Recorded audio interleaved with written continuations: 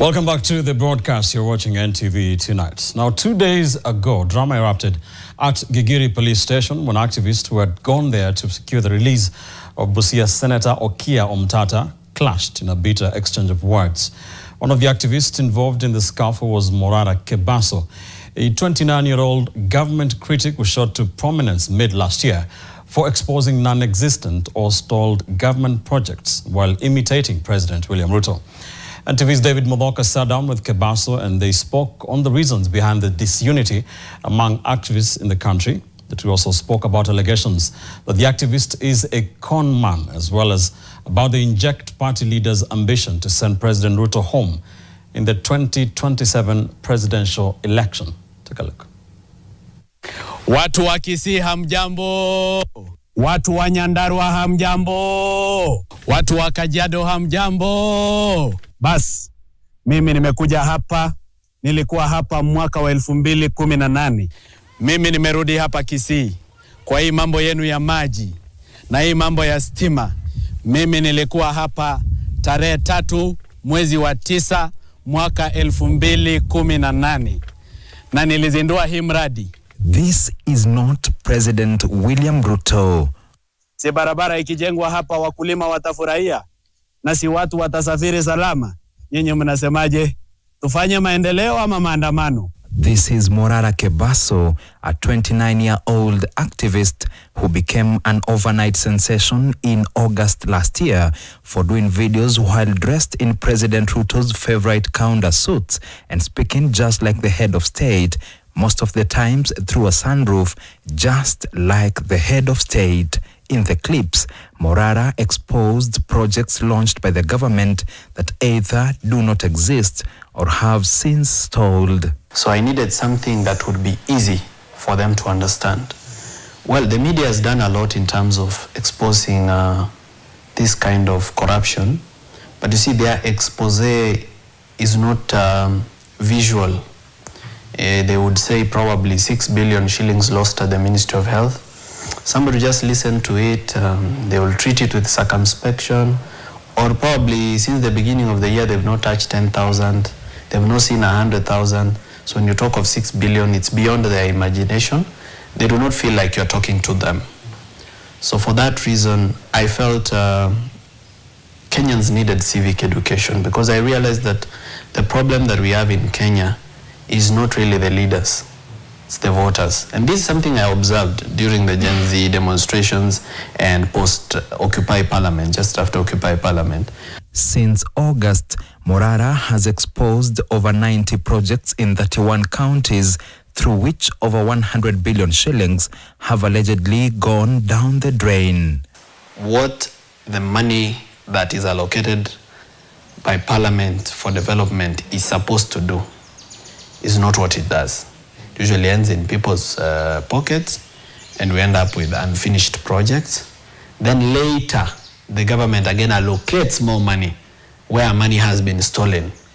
And this time around it may be done, or done in poor quality, or stolen again to wait for another allocation much later.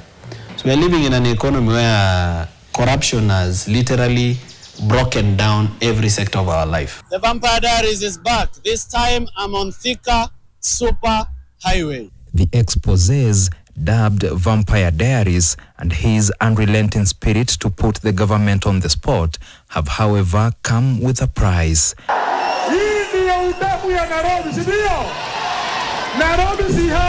On October 4th, 2024, Morara was on the receiving end of flying chairs that left him nursing serious injuries in Bomas while attending a public participation exercise on the impeachment of former Deputy President Rigathi Gachagua. Well, Bomas was unexpected for me. I went there with the naivety that this was a public participation. Public means public. Everyone is welcome to come and give their views about the impeachment of Rigathi Gachagua. I did not know that it was an ODM event.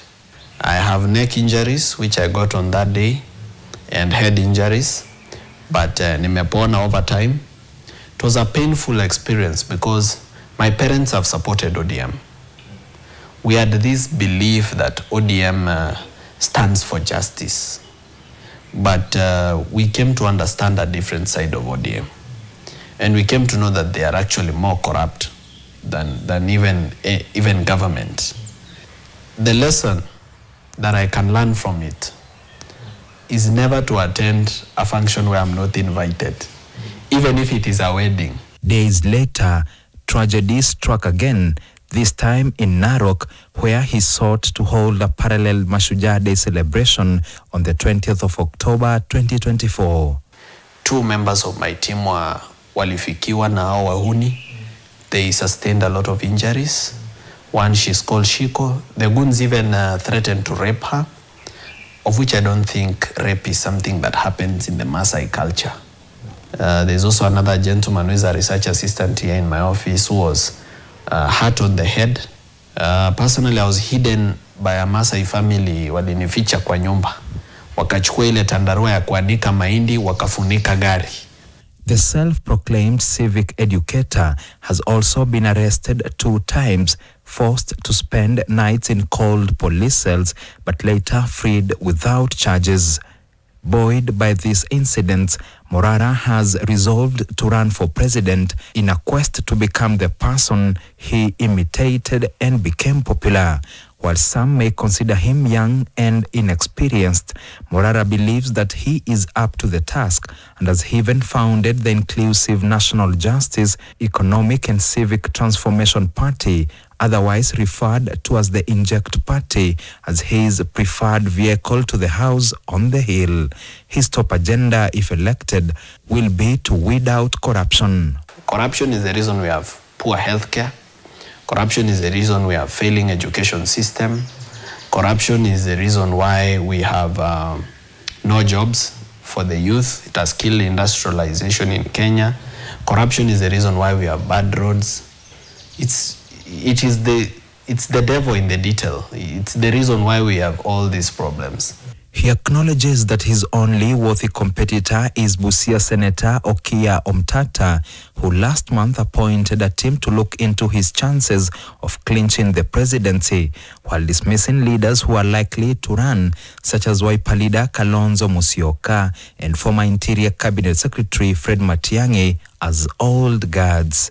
Personally, I have no reason to be against the candidature of Kalonzo Musyoka. But he also has a lot to tell us, just like Matiang'i. What is this that he wants to do for the country that he did not do when he was vice president? Why was it difficult for him to do it when he was vice president? His methods have, however, been questionable.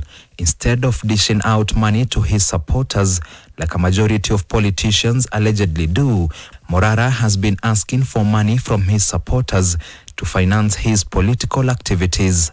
For example, in this pinned post on his X account, Morara is asking for money to buy fuel and goes on to give 2 phone numbers and a bank account where his supporters can transfer the money. But while his critics call him a glorified conman, Morara has time and again reiterated that his methods of seeking financing are for a good cause. Donald Trump did not spend even $10 of his money running for president. Yet he's a billionaire. Why? Because when the public finances you, they own you. And therefore, you belong to them and you are answerable to them. But when you are the one funding the public, if you're doing all this work for the people, you're literally financing them. They are not financing you. Meaning, you don't owe them anything. They owe you for what you've given them. So find leaders are justified to steal from the public. Justified. Kuibia wananchi. Kwa sababu anasema, ndugu zangu, kwani ile niliwapea ilitoka wapi? We pastor, ile pesa nilileta tukajenga nayo kanisa. Nyinyi mnaamini ilitoka wapi? Si nilileta 5 million hapa ya kanisa? Si nilinunulia bishop gari? Morara has disclosed that he has received 6 million shillings from Kenyans so far, which has been properly managed. We have the music system, not music system, but the public address system together with the vehicle. That could have costed about 2.5 million. That's the vehicle together with the system. About 2.4, 2.5 thereabout. We've covered more than 50,000 kilometers. Probably about 1.5 to 2 million worth of fuel. So there is also furniture, printers for printing documents, computers for researchers who come here and do research every day, salaries, and other expenses here and there. So since we began to date, probably have spent about 5-6 million thereabout. Besides being criticized by a section of Kenyans over the decision to fundraise through his supporters, Morara has also been criticized in his backyard of activism by some of his colleagues who believes that he is a saboteur of the Gen Z movement and somebody's project. Morara was even confronted by a section of the activists led by Hanifa Adan just 2 days ago at Gigiri police station, where he had gone to secure the release of Senator Omtata and others. The activist has, however, said that time will vindicate him. First, I'm not anybody's project. And I've never thought of being anybody's project. I'm my own man, made by Kenyan people who stand with me. I do not believe that I would like to consolidate the youth vote for purposes of selling it to any candidate. If the youth support me, then I'm home and dry as president. I would not need to sell such a vote. But the truth is that I may have to work with other leaders who are like-minded. All I ask them to do is to trust me to make good decisions and not to throw them from the frying pan into the fire. For now, you see, it becomes their word against mine. Oh, you are a project, oh, you are not. Oh, you are a project, you are not. All I can tell them is this: why not wait? Consistency is what is going to define projects and non-projects. Wale ambao watabaki wakifanya hii kazi consistently without fail, they are the true defenders of our nation. Wale ambao wata drop off, si tutajua they were conmen.